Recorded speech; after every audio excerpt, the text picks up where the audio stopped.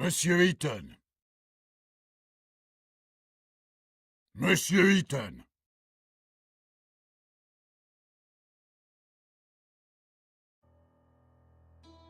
Monsieur Eaton, I'm talking to you. I'm sorry, Monsieur le Président, I was thinking. Do you understand the indictment? Sorry, but I have to ask the prosecutor to repeat. Monsieur Eaton, do you consider it to be a joke? You're charged with a serious crime. Please stay focused. Monsieur Prosecutor, please continue. As I said, I accuse Alfred Eaton of murdering Marie Capet on the 17th of October 1894 in Paris. That day, Alfred Eaton was at the theatrical premiere of Prométhée, Vol du Feu, which took place at Opéra Garnier. As it is apparent from the testimony of witnesses, the accused left at about 8:30 p.m., before the end of the banquet. At about 9:25 p.m., he rented a room in his name at the Caucasus Hotel, which is adjacent to the building in which he lives. It was in that room that approximately at 11:16 p.m. Marie Capet was murdered.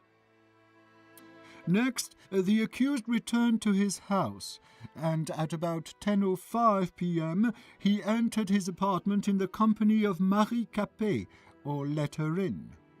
It results from the fingerprint. It did not show the victim's fingerprints on the outer side of the door, only on the inner. Alfred Eaton, by means of deception or threats, led the victim to his secret workshop, which is located on the first floor of his apartment. The police report did not indicate any signs of struggle or resistance. The accused probably wanted to test on Marie Capet the prototype of a torture machine of his construction, which was in the room along with medical tools and manuals of torture. When Marie Capet realized what the accused intended to do, she grabbed a metal rod lying in the room and hit the accused on the head, which caused a real threat to his life and, according to doctors, may have caused unconsciousness. The fingerprints of Marie Capet's left hand were found on the rod, as well as Alfred Eaton's traces of blood. Traces of blood were also found on the floor of that room. At the time of his arrest, the accused had an extensive wound on his head, as confirmed by medical examination. Seizing the opportunity, Marie Capet fled from the apartment. She was stressed and in a hurry. This was confirmed by her numerous fingerprints secured on the inside of the door of the apartment of the accused. Then Marie Capet ran into a nearby hotel, the Caucasus. It was the same hotel in which the accused rented a room. As it appears from the testimony of the clerk, Marie Capet was extremely stressed, repeating the word doctor and police. Probably she wanted to call for help. When the clerk went to get some water to calm Marie Capet, she disappeared.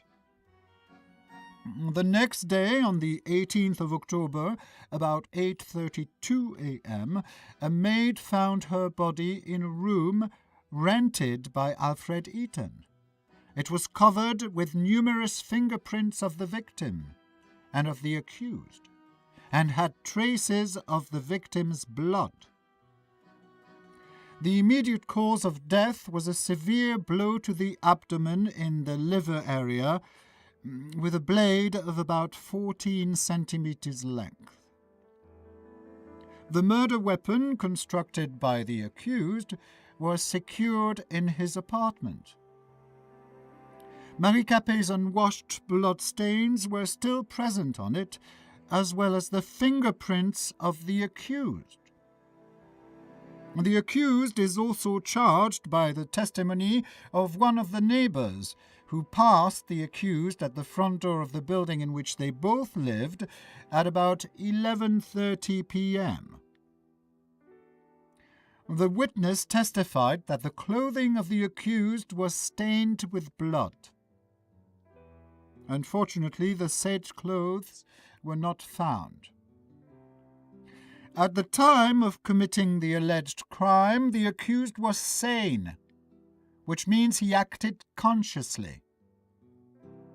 For committed crimes, the accused shall be liable to life imprisonment or the death penalty.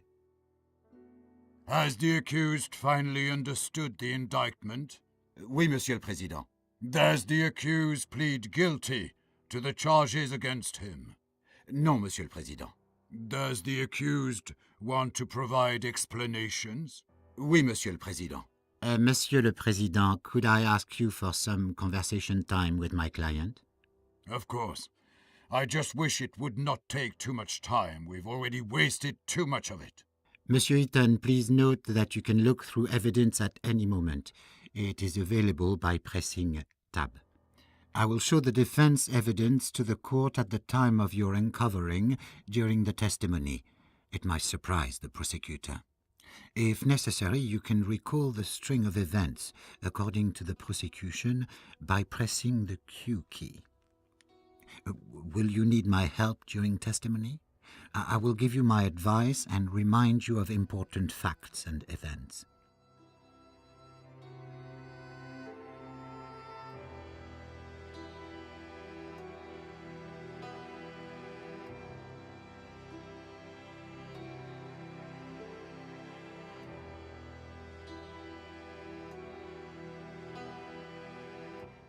We are ready, Monsieur le Président. Then let's get started. Monsieur Eaton, what were you doing on October 17th, 1894, from 8 to 12 p.m.? There was a theatrical premiere of Prométhée that day, which was sponsored by Le Feu, in which I am the lead designer. Starting at 7 p.m., I was at the premiere at the Opéra Garnier. Around 8:30 p.m., after the play, I found that I did not want to attend the dull banquet, and instead I preferred to work. I said goodbye to Hugo Argent, president of Le Feu, and I drove home. I got there at about 9 p.m. For a moment, I admired the charming streets of Montmartre.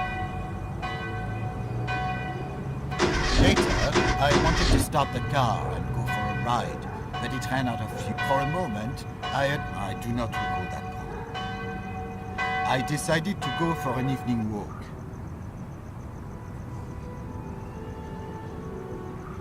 I read the restaurant's menu.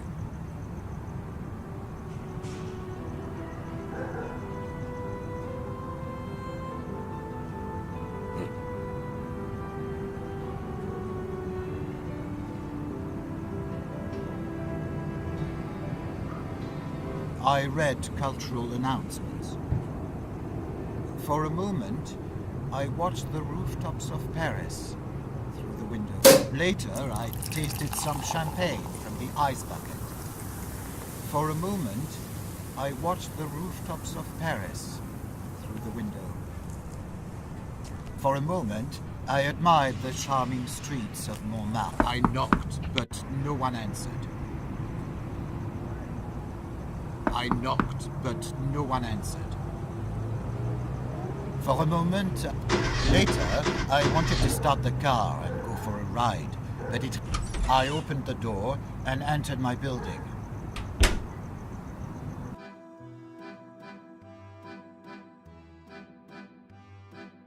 I noticed that my neighbor's bicycle still cluttered the hallway.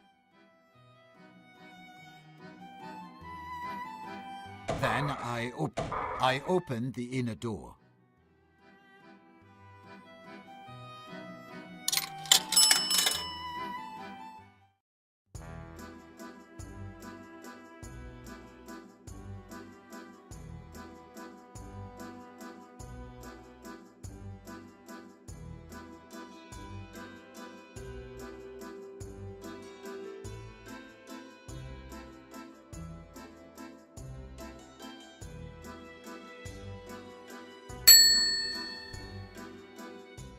I bought a few things from my vending machine. I opened the elevator grate. I decided to use the stairs instead of the elevator. I knocked, but no one answered. I knocked at Monsieur Brissot's door, and he called back after some time. Do you always visit your neighbors at such odd hours? Monsieur Brissot is the only neighbor I like, I believe with reciprocity. He goes to sleep late, and sometimes we like to argue about politics and the influence of La Révolution on today's France. Please, return to your testimony. I closed the door to Marie Capet's room. I opened the door to the living room.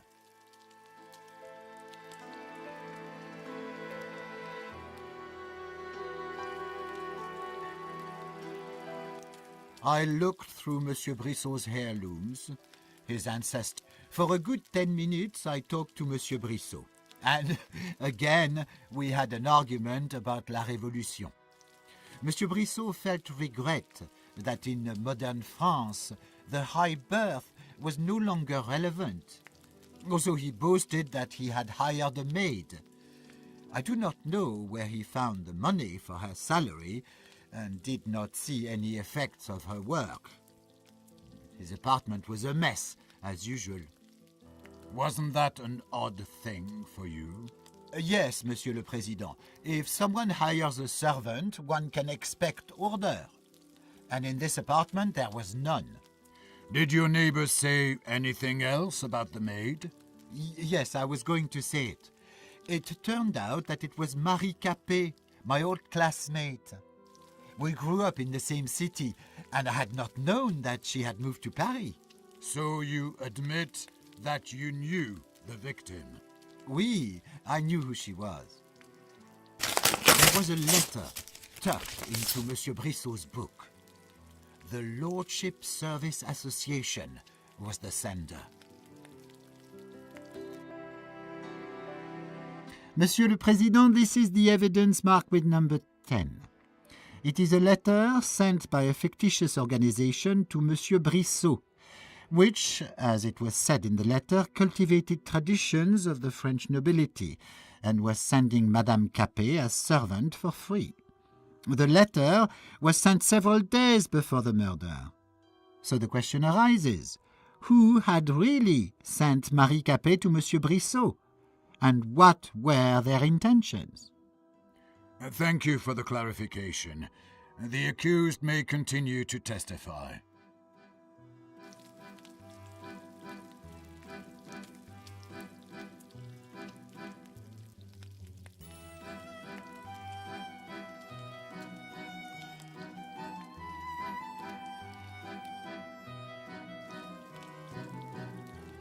I noticed many empty bottles in the room. Monsieur Brissot had been drinking more often. I noticed many empty bottles in the room. Monsieur Brissot had been drinking more often.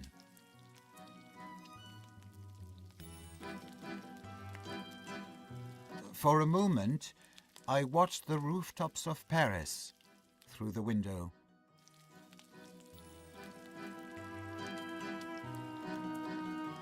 For a moment, I watched the rooftops of Paris through the window.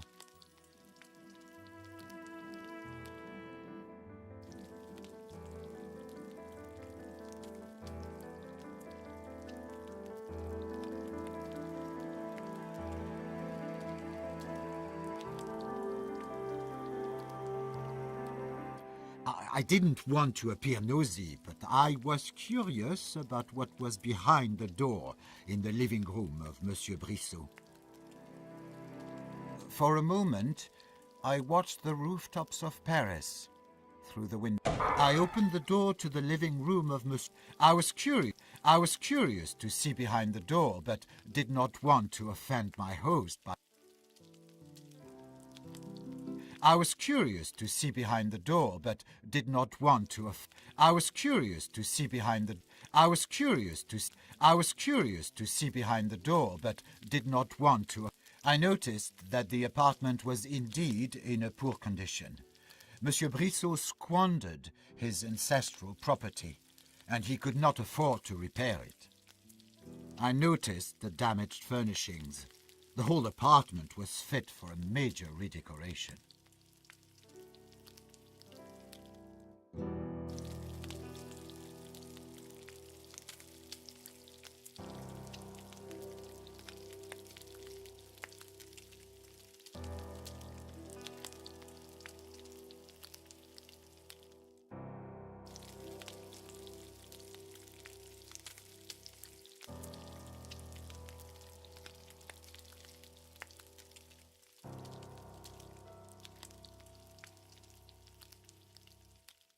I opened the door and walked out into the hallway.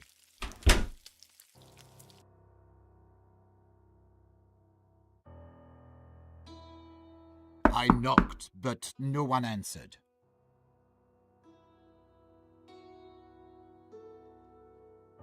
I decided to use the stairs instead of the elevator.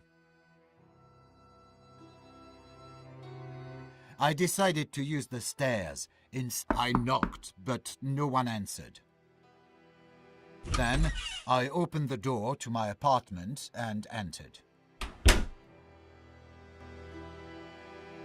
I glanced on the frames hanging on the wall. Their simplicity calmed me down and allowed me to focus.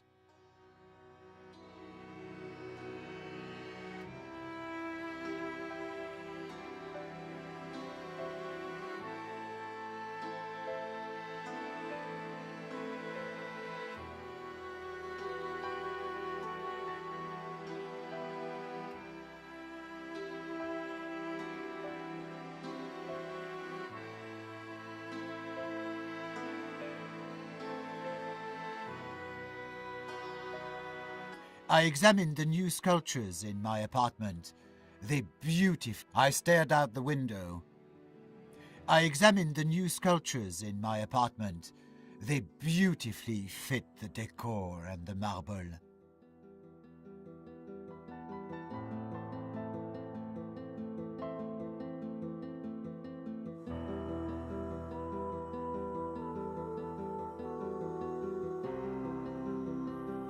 I tried to play something on the piano. I must add that I cannot play. Then I opened the door. I stared out of the window at the magnificent display of fireworks against La Tour Eiffel.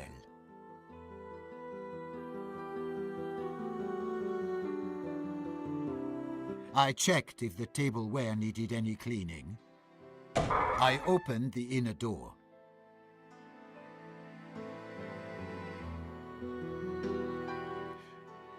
For a moment, I admired the new. Then I opened the inner door.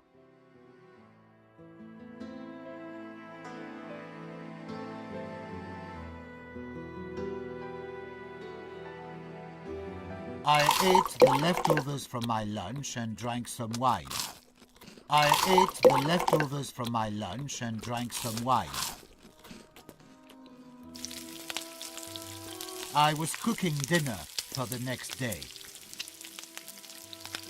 And then I put my groceries into the cabinet.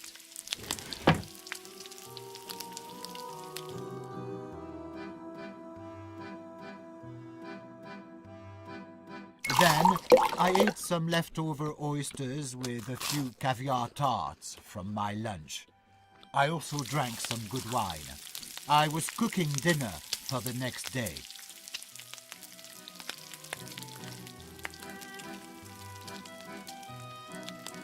I checked the vegetable box to see if any. Then I opened the door.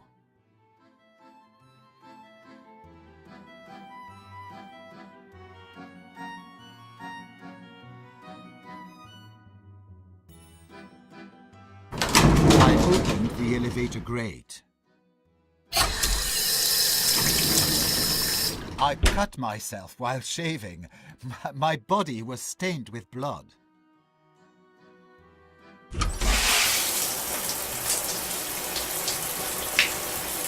I took a bath, washing away any... I opened the elevator grate.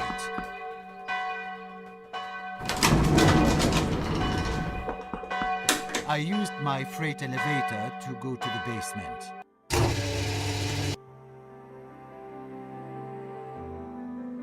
Then I opened the grate of my private elevator.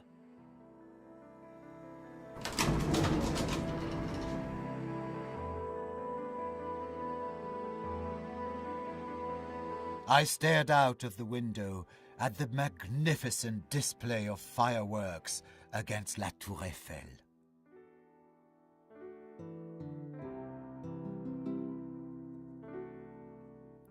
Later, I checked the condition of the boxes that contain some parts of my inventions. They are delivered by cable. I stared out of the window at the magnificent display of fireworks against La Tour Eiffel.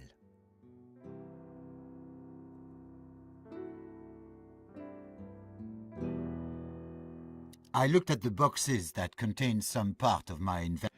I examined the condition of the pipe which delivered packages from a local warehouse to my vending machine.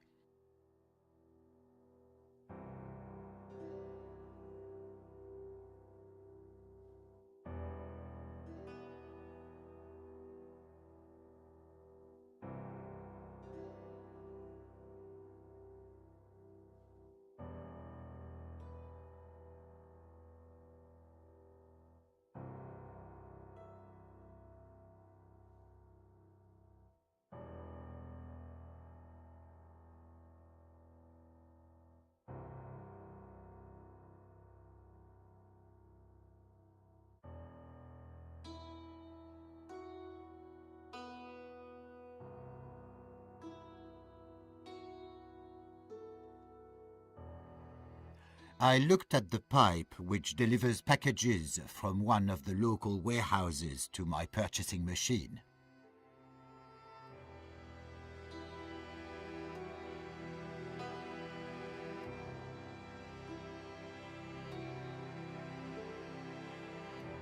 Then I opened the grate of my private elevator. I took the freight elevator to my apartment. Usually I use it to take up boxes with parts from the basement. Then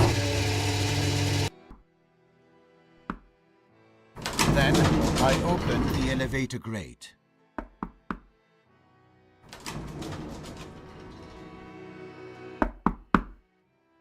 I heard someone knocking at the door.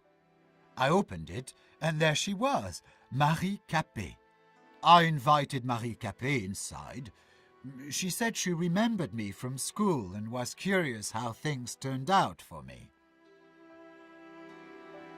She had been recently hired as a maid by my neighbor, Monsieur Brissot.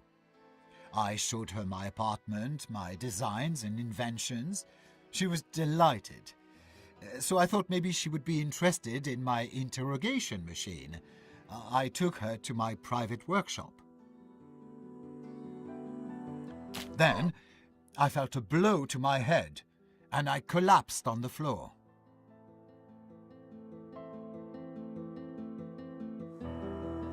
I woke up some time later. My head ached, and I was all covered in blood. Marie Capet was nowhere to be found. I saw a metal rod on the ground. There was blood on it. I turned down my prototype machine to interrogate prisoners. I saw that the safe was open, and Capet had stolen the designs of my most important invention. Why do you think Madame Capet did it? I don't know, Monsieur le Président, but I was going to find out.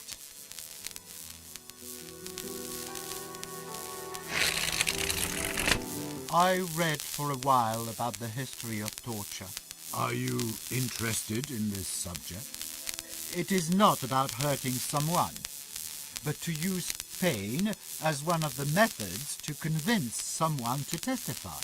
Do you think it is acceptable to inflict pain during the interrogation?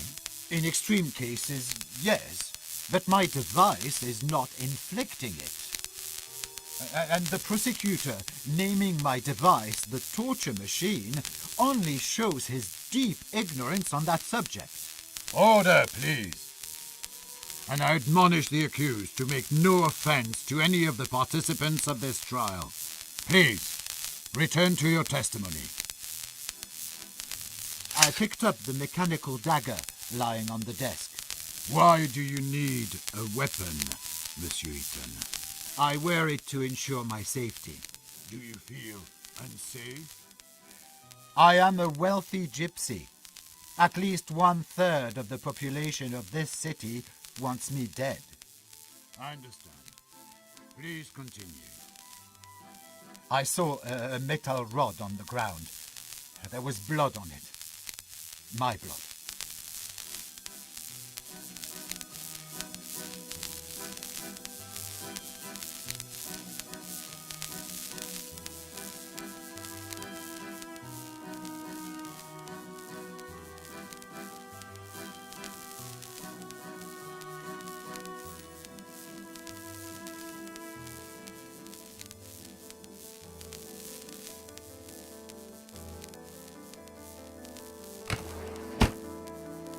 Then I changed into some clean clothes.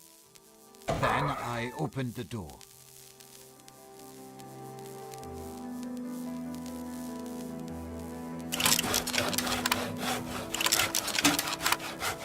I started to work on my new cleaning machine. After 30 minutes, I decided to quit it. I worked on my new invention for about half an hour.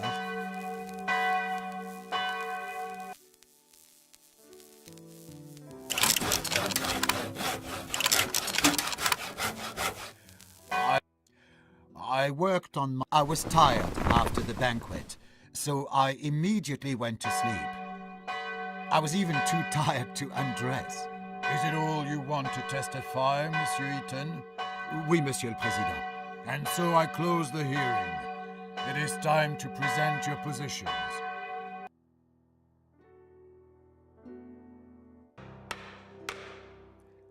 Monsieur le Président, the accused tried to trick himself off the responsibility.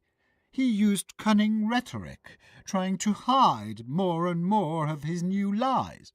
However, in view of the evidence presented by the prosecutor, I have no doubt that Alfred Eaton, defendant who appeared today before the court, murdered Marie Capet in cold blood. Please, let the High Court not be deceived by his tearful stories about a poor gypsy from the country who gained his success with hard work, and which Marie Capet so cleverly tried to destroy. It was the accused who destroyed the life of a poor girl and her family with full premeditation. And what did that poor girl do to deserve such cruel fate? She was searching for a better life, and was employed as a maid in the same building in which a dangerous psychopath lived.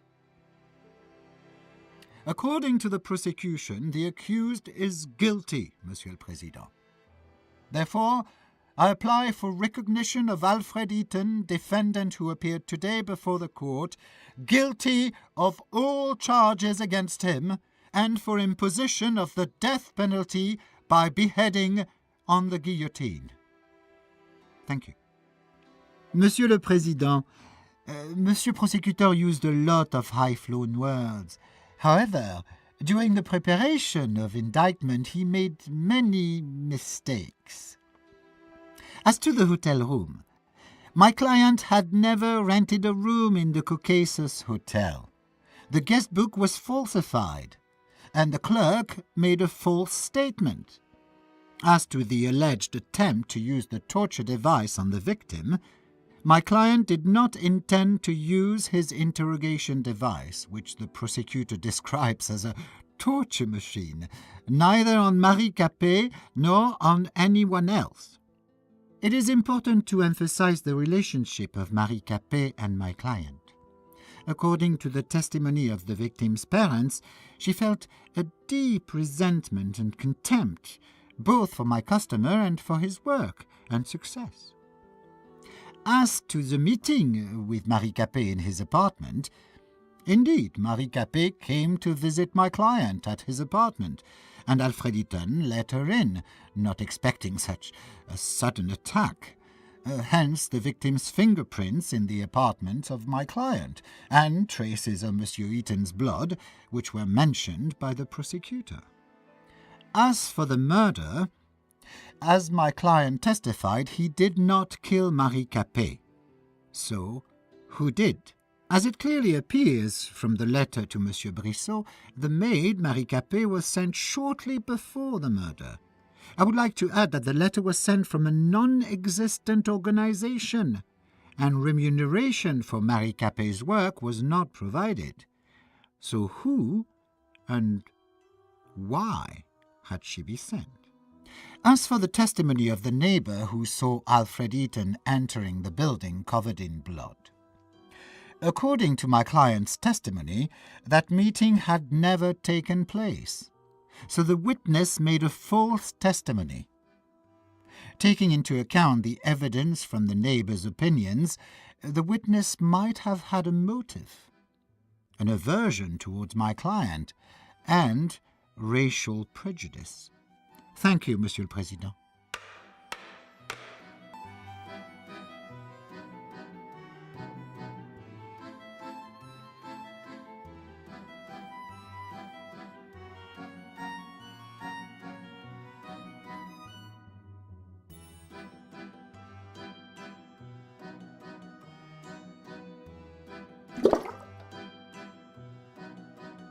Cher fils, your father and I are quite sure that you did not do it. You couldn't have.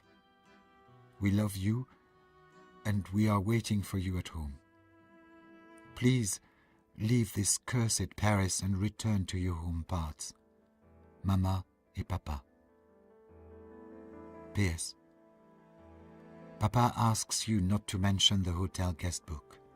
Apparently you know what that means? Monsieur Eaton, the French Gypsy Association wishes to send you support and condolences for the persecution caused by your gypsy origin. We are aware that it was the main cause of your indictment. We offer you a safe haven if you decide to leave the prison in less official way. One of our persecuted members, who had also been imprisoned in the prison de la Santé, mentions the decayed walls in most of the cells. Maybe you could use this information? Signed, X. You gypsy scum. You can be sure that you will take responsibility for what you have done to our daughter. You will be beheaded, and even neither your millions nor your connections will be able to help you. Is the stolen money not enough? Is your wrongdoing to all these poor people not enough? You had to tear everything away from us, including our only daughter. Death to the rich. Vive la nouvelle révolution.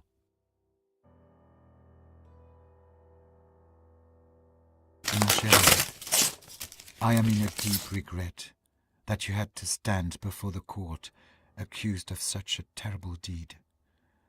I assure you that I deeply believe in your innocence and will do my best so that you can continue to work for the glory of Le Feu and toute la France.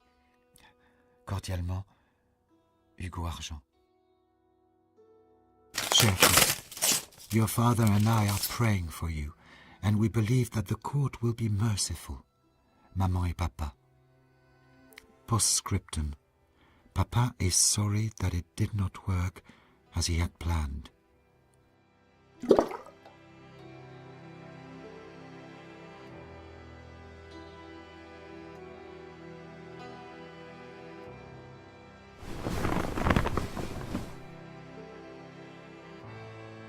Monsieur Eaton, please hurry.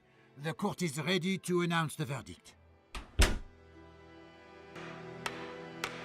The verdict on behalf of the République Française.